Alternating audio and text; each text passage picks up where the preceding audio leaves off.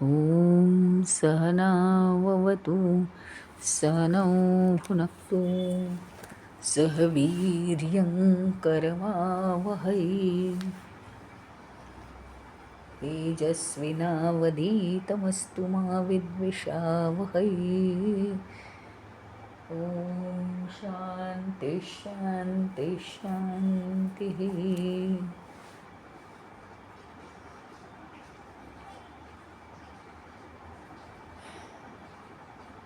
अज्ञानतिमिरान्धस्य ज्ञानाञ्जनशलाकया चक्षुरोन्मीलितं येन तस्मै श्रीगुरवे नमः। चिन्मयं व्यापि यत्सर्वं त्रैलोक्यं सचराचरं तत्पदं दर्शितं येन तस्मै श्रीगुरवे नमः। चैतन्यशाश्वतशान्तो व्योमातीतो निरञ्जनः बिन्दुनादकलातीतः तस्मै श्रीगुरवे नमः। ज्ञानशक्तिसमारूढः तत्त्वमालाविभूषितः मुक्तिमुक्तिप्रदाता च तस्मै श्रीगुरवे नमः। अनेकजन्मसम्प्राप्त कर्मबन्धविदाहिने आत्मज्ञानप्रदानेन तस्मै श्रीगुरवे नमः। त्वमेव माता च पिता त्वमेव बन्धुश्च सखा त्वमेव विद्याद्रविणं त्वमेव सर्वं मम देव त्वमेव सर्वं मम देव।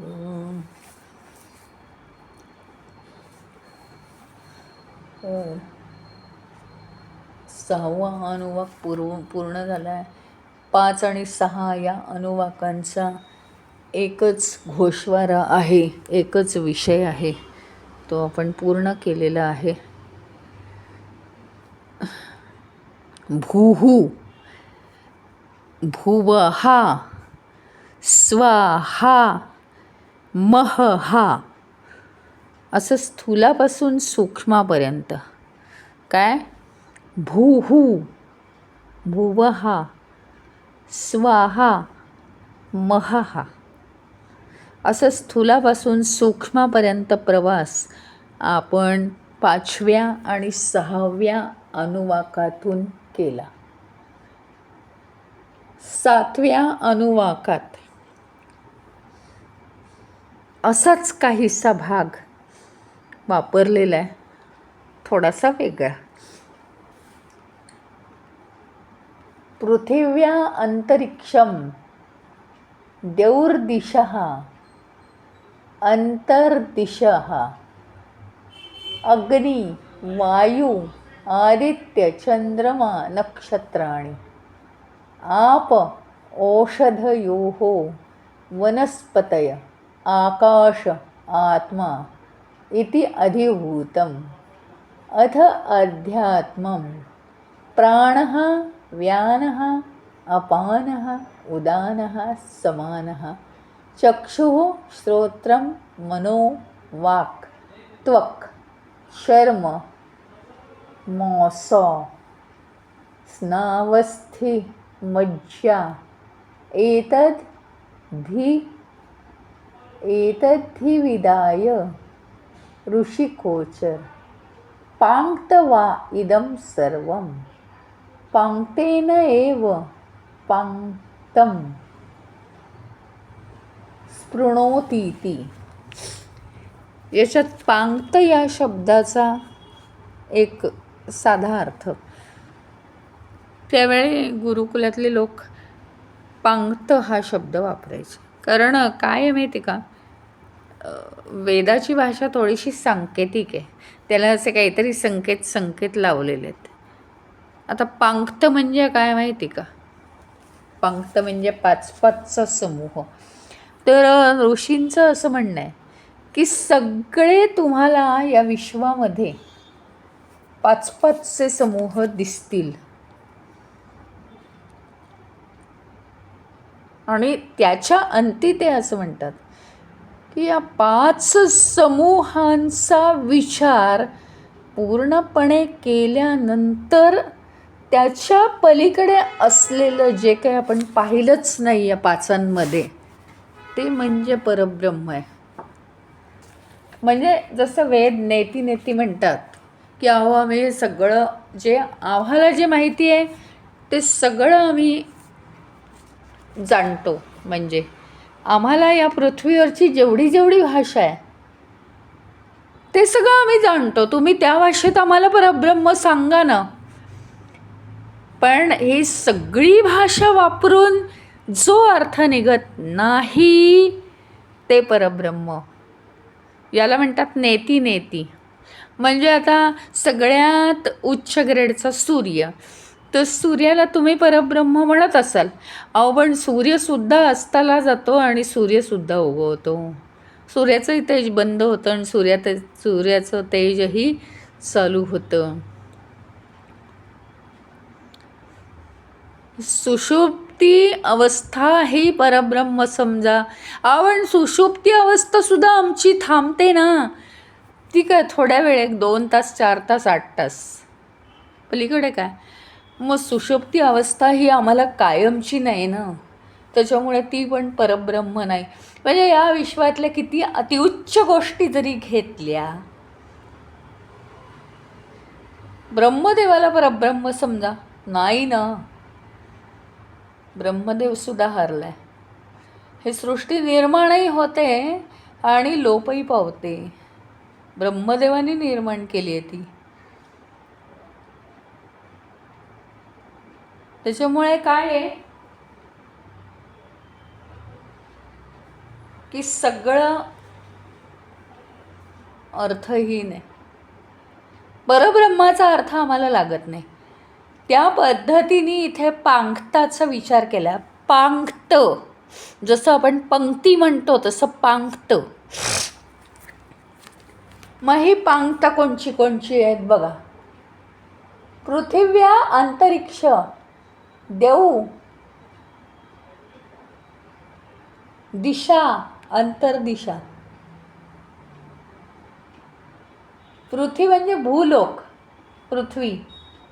अंतरिक्ष लोक, देऊ, स्वर्गलोक. नंतर दिशा आणि अंतर्दिशा लोक. वेगवेगळ्या दिशांचे लोक. ही 5 लोकांची पंक्ती आहे.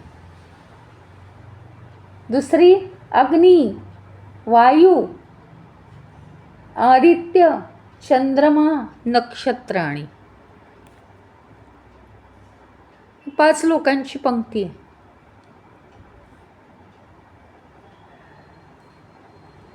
ही कसली पंक्ती आहे? ज्योतिस्वरूप पंक्ती.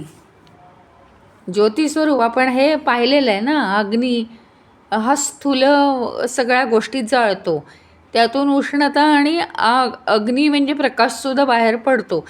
परंतु त्याहून सूक्ष्म काय आहे? वरच्या दिशेने नेणारा वायू.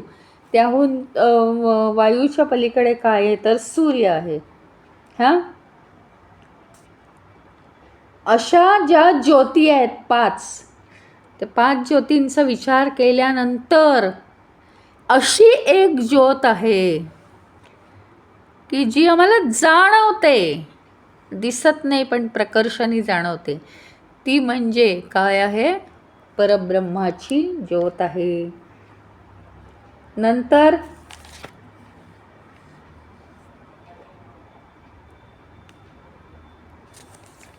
जल आहे, औषधी पाण्यामुळे औषधी निर्माण होतात, इतर वनस्पती निर्माण होतात. आकाश आहे अवकाश, आत्मा इति अधिभूतम. अधिभूत म्हणजे प्राणीमात्रांचं जे जग आहे त्यातली ही पंक्ती आहे. पांक्त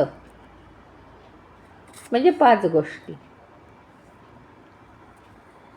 हे काय झालं, हे सगळं आत्तापर्यंतचं जे झालं ते स्थूल जगत बरं का. त्याच्यापेक्षा सूक्ष्म जगत आपण म्हणजे जो अभ्यास केला त्याचंच ह्याच्यात समारोप आहे, पण एका वेगळ्या पद्धतीने विचार केला आहे. त्याच्यापेक्षा सूक्ष्म जगत काय आहे तर 5 प्रकारचे प्राण.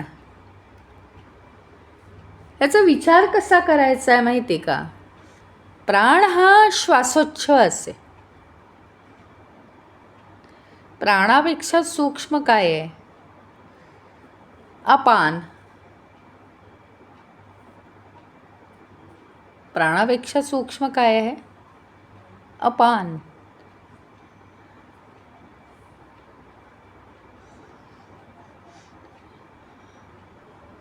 विसर्जन.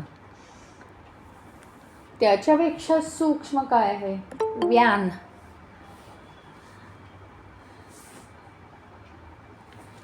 व्यान रक्ताविसरण. त्याच्यापेक्षा सूक्ष्म काय आहे, समान. आधी पचन.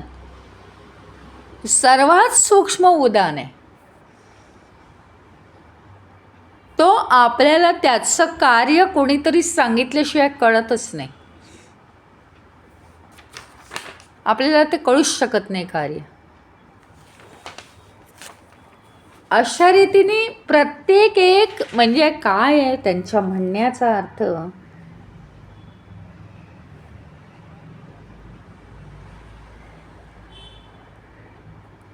ही जी आहेत ती सगळी पांक्त आहेत, म्हणजे 5-5 गोष्टी आहेत.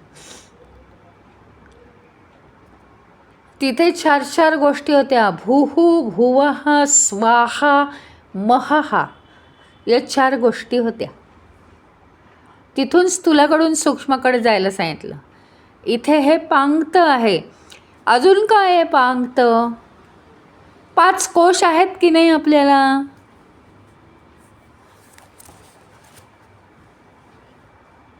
अन्नमय जडकोश आहे, मनोमय, विज्ञानमय, 5 कोश आहेत ते.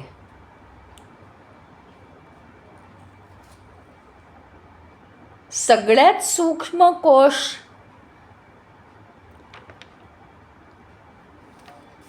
का होईना पण तो कोशच आहे ना. त्याच्यानंतर इंद्रिय आहेत.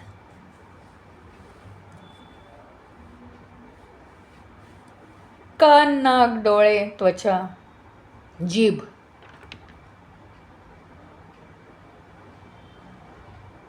या सगळ्या इंद्रियांपेक्षा मनाला 6वं इंद्रिय म्हणतात. ते अतिसूक्ष्म आहे. डोळे, कानांनी काय ऐकलं हे लगेच कळतं ना माणसाला. डोळ्यांनी काय पाहिलं. मनात मात्र कोणाच्या काय चाललंय काही जास्त कळत नाही आपल्याला. मन सूक्ष्म आहे.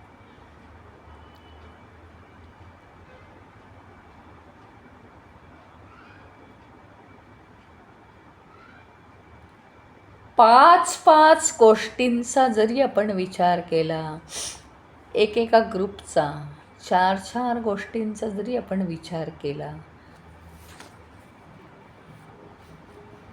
प्राण आता इतक्या प्रकारची कार्य करतात, इतके सूक्ष्म आहेत. पण आपण एका उपनिषदामध्ये मागेच बघितलेलं आहे, नाही ह्याच्यात बघितलेलं आहे, तत्वमसीमध्ये पाहिले. प्राण जरी नसेल तरी आत्मतत्व असतं.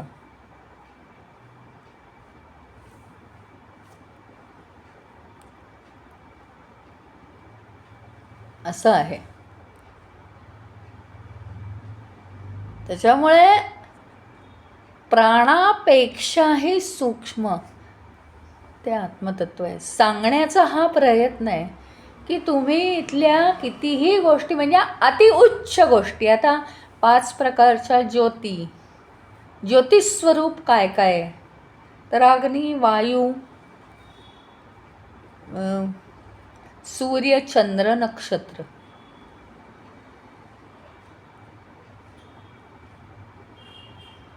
या जरी 5 प्रकारच्या ज्योती आहेत तरी मी सांगितल्याप्रमाणे अशा प्रकारची ज्योत आहे परम ब्रह्म, म्हणजे की ती ज्योत 100 वर्ष तेवत राहते आमच्या हृदयामध्ये, पण ती विजत नाही.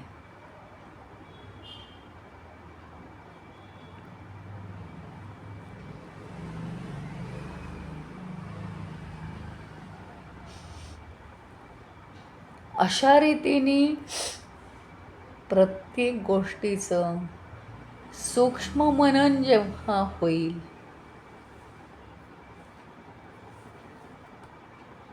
तेव्हा आपल्याला आत्मतत्व म्हणजे काय हे थोडं थोडं कळायला लागेल.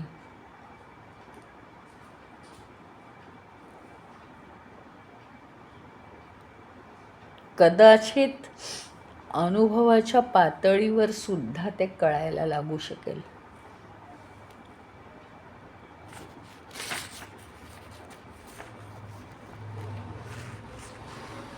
पाचव्या आणि 6व्या अनुवाकाप्रमाणे हा 7वा अनुवाक सुद्धा छोटे छोटे अनुवाक येथे एकत्र सगळं मोठं श्लोक देऊन ते एकत्र केलेलं आहे.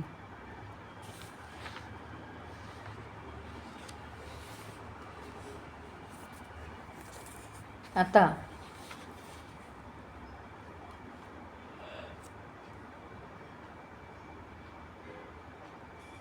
आठवा अनुवाक आहे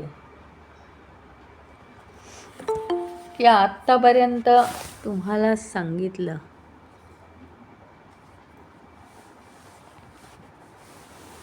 की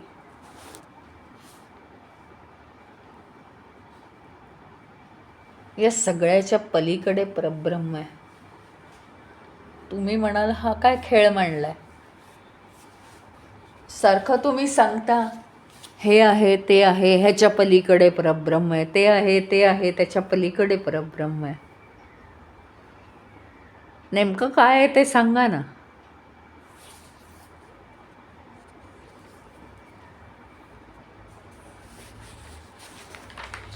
मग सांगितलेलं आहे ओम इति ब्रह्म, ओम इति एतद् सर्वम, म्हणजे ओम हेच ब्रह्म आहे, ओंकार हेच सर्वस्व आहे.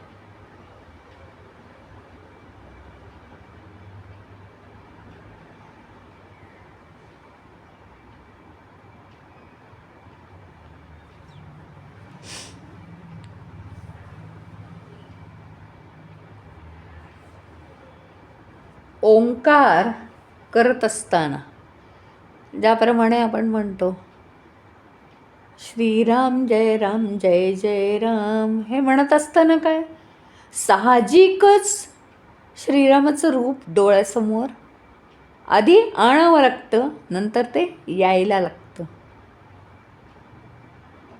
दुसऱ्या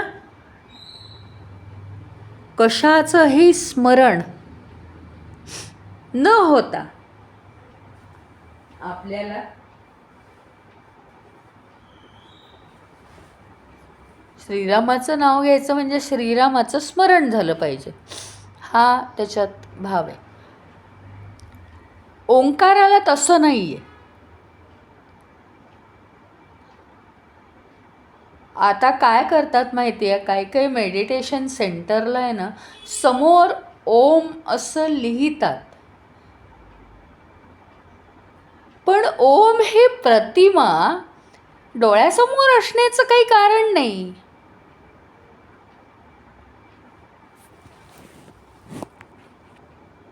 ओम हा ब्रह्मनाद आहे, ज्याच्या पासून, ज्या ध्वनीपासून सृष्टी निर्माण झाली आहे. डोळ्यांचं तिथे कामच नाही आहे, गळ्यातून काढायचा आहे तो, आणि त्याचा नाद मस्तकापर्यंत गेला पाहिजे. नाभीपासून मस्तकापर्यंत नाद त्याचा घुमायला हवा. तो घुमत नसतो, तो घुमवू नका एकदम मुद्दाम, नाहीतर तो ओंकार चुकीचा होईल आणि त्रास होईल आणि आजारी पडू आपण. आपण म्हणतो त्याच पद्धतीने ओंकार करायचा, पण तो काही वर्षांनी तो नाद घुमायला लागतो. त्या मूळ ओंकाराच्या ध्वनीपासून जर सृष्टी बनली आणि आपण सृष्टीचा एक भाग आहोत, तर का आपल्यात बदल होणार नाही?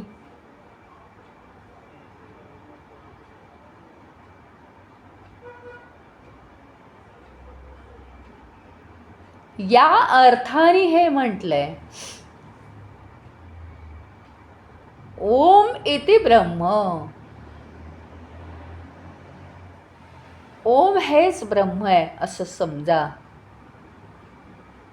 कारण नुसतं ब्रह्म निर्गुण निराकार आहे, निर्गुण निराकार. अरे पण काय, मग डोळ्यासमोर काय आणायचं आणि मनात काय आणायचं? आणि मनाला निधिध्यासन करायला काहीतरी लागतं ना. ओंकाराला जरी डोळ्यासमोर काही मूर्ती नसली तरीसुद्धा ओमच्या नादात आपण स्वतःला रमवू शकतो. स्वतःच ओंकाराचा नाद करायचा, आणि तो ओंकाराचा नाद आपल्याबरोबर आहे, दुसरे विचार येण्याचा प्रश्नच नाही. आत्ता मी तुमच्याशी बोलते, बोलता बोलता माझ्या मनात दुसरे विचार नाही येऊ शकत. बोलता बोलता नाही येऊ शकत, ऐकता ऐकता येऊ शकतात, मान्य आहे मला. त्यामुळे आपण ओंकार म्हणत असताना दुसरे विचार येऊच शकत नाहीत.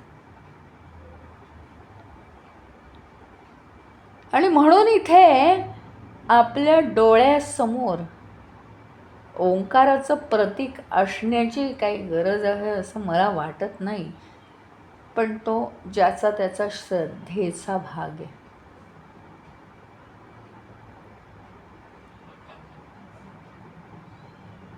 नको त्या ठिकाणी आपली खूप श्रद्धा असते.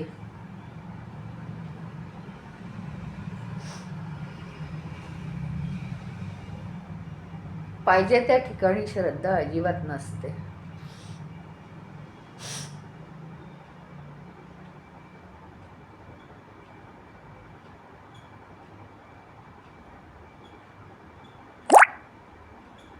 जे लोक म्हणतात मला हे असं खोटं बोललेलं अजिबात आवडत नाही, ते लोक दुसऱ्या टोकाला कोरडे असतात, एकदम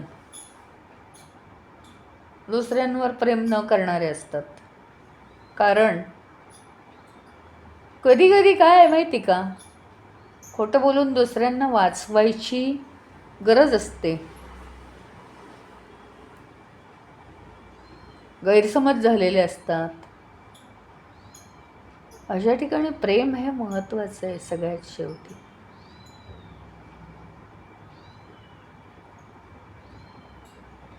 त्यामुळे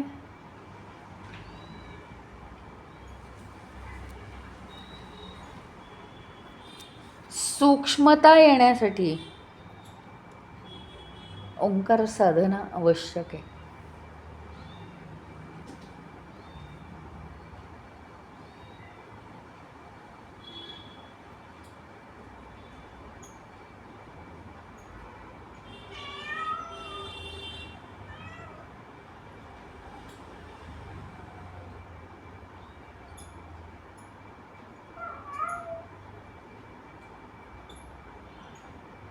ओंकार साधनेने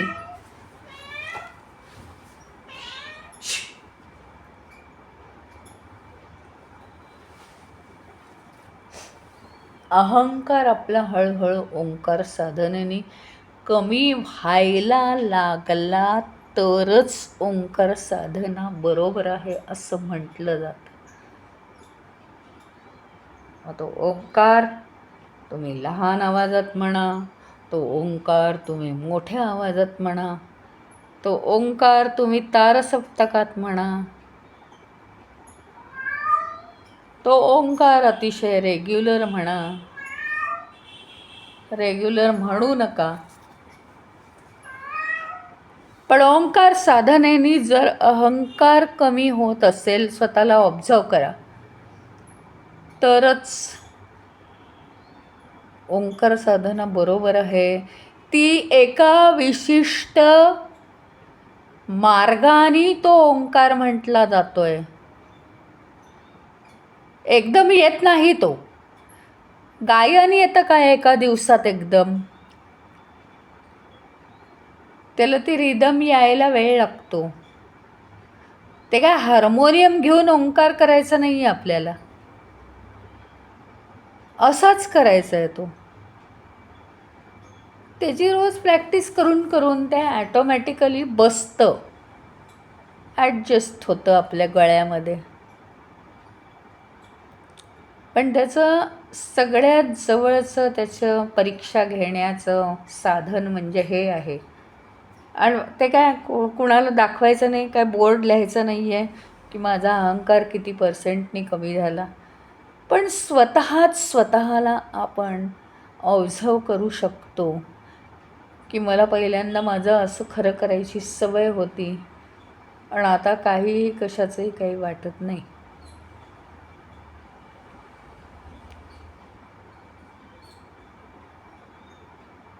तर त्यांचं म्हणणं आहे की ओम हेच सर्व काही आहे आणि ओम हेच ब्रह्म आहे.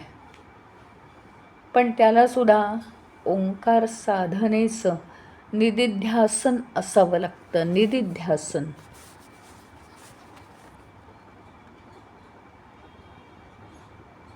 एक दिवस नाही.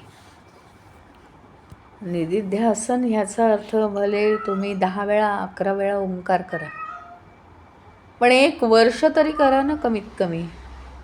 कमीत कमी.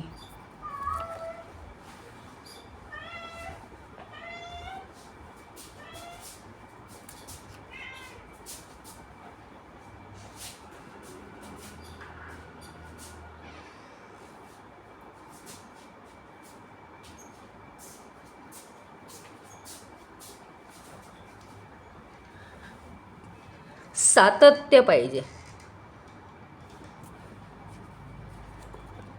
कारण वरूनच सही होऊन आलेली आहे, ओंकार हे सर्व काही आहे.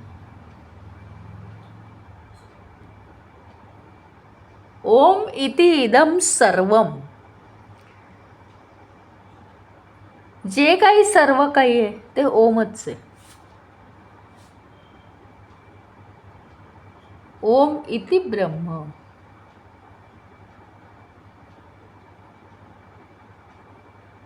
आता सुरुवातीच्या स्टेजला तेच आहे. ओम हेच परब्रह्म आहे. त्याच्यातूनच जर सृष्टी निर्माण झालेली आहे तर तेच ब्रह्म आहे. समजून ते तसं करायला सुरुवात करा, आणि मग कसे कसे अनुभव येतात. अनेक जन्मांचा खेळ आहे आपला देह, आपला प्राण, आपलं कॉन्सन्ट्रेशन, हा सगळा अनेक जन्मांचा खेळ आहे.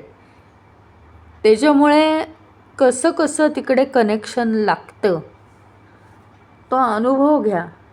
पण ओंकाराशिवाय काही नाहीच आहे. सगळ्यात सोपं करून सांगितलं आहे या अनुवाकामध्ये. सगळ्यात महत्त्वाचं आहे.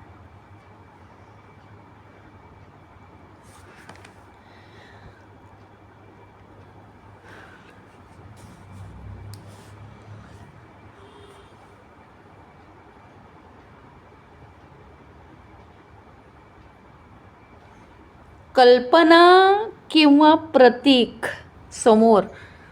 प्रतीक म्हणजे श्रीराम म्हटलं की एक प्रतीक, फोटो किंवा मूर्ती, श्रीकृष्ण, असं प्रतीक काही नाही आहे. इमॅजिनरी काही नाही ओंकारात. ओंकार याचा फोटो नको आहे आम्हाला. ओंकार, ओम हे अक्षर बघून काही परिणाम होत नाही त्याचा. ओम हे अक्षर स्वतः म्हणून म्हणून म्हणून ओम याचा उच्चार करून बघा ना तुम्ही, बरोबर माथ्याच्या मध्यावर जातो. पण तो नाभीपासून निघाला पाहिजे. सुरुवातीला आपण फक्त ऑब्झर्व करू शकतो निघतोय की नाही, पण नंतर तो ॲटोमॅटिक होतो रोज रोज करून करून. त्याला कशाची कल्पनेची किंवा प्रतिमेची गरज लागत नाही.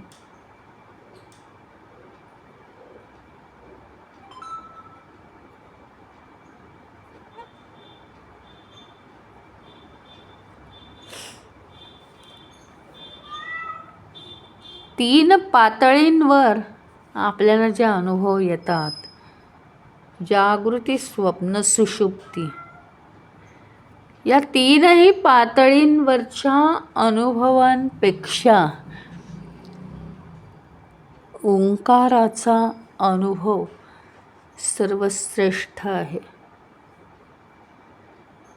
आणि म्हणून रोज आपल्या साधनेमध्ये ओंकार असला पाहिजे.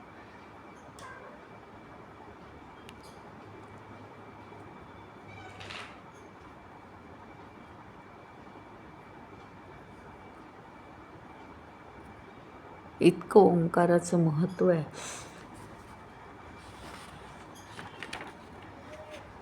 तो ओंकार आपल्याला काय साधून देतो, हा जो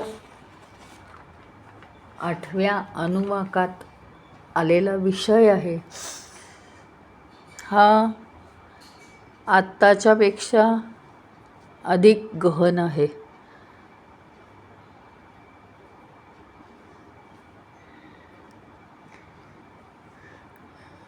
त्यामुळे आज ओंकाराचं महत्त्व जाणलं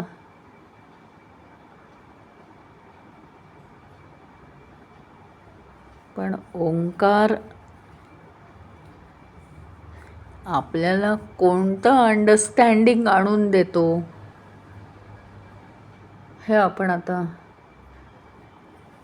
उद्याच्या भागात बघणार आहोत.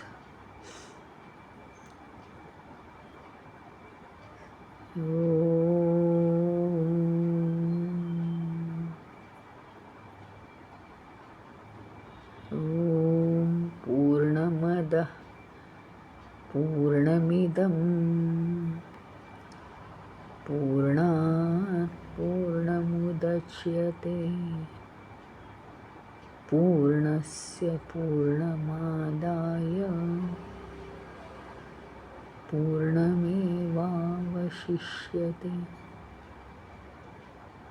ओम शांति शांति शांतिः. हरि ओम. श्री गुरुभ्यो नमः. हरि ओम.